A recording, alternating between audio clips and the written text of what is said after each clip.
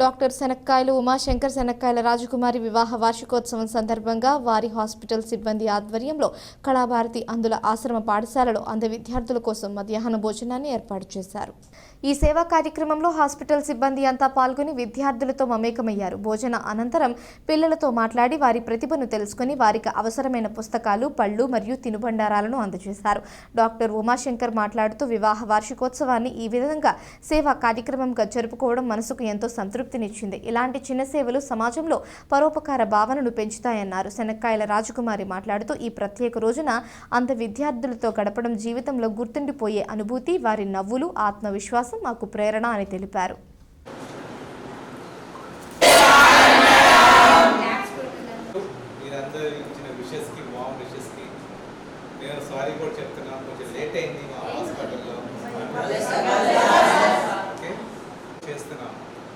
But నిజంగా మీరు లైఫ్లో ఎలా గ్రో అవ్వాలనుకుంటున్నారో ఒకళ్ళిద్దరు, ఎందుకంటే ఈ మెసేజ్ ఖచ్చితంగా చంద్రబాబు నాయుడు గారిని తీసుకెళ్లాలన్న కోరిక, మేడం గారి కోరిక కూడా.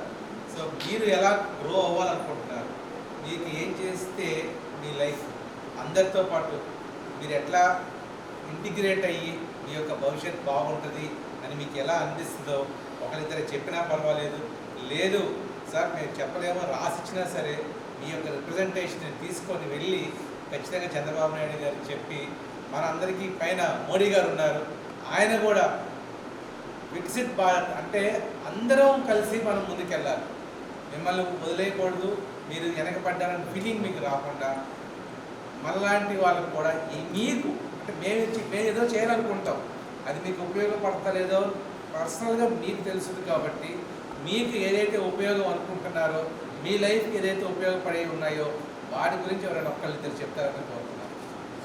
గవర్నమెంట్ నుంచి మీకు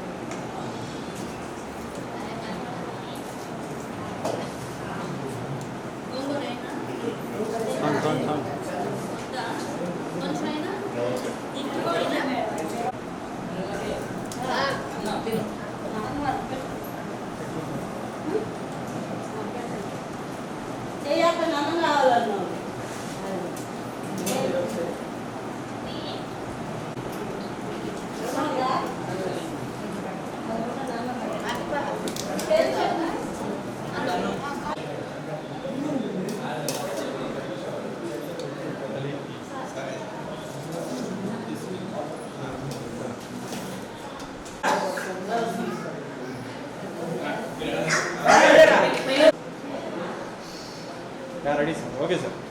Thank you sir.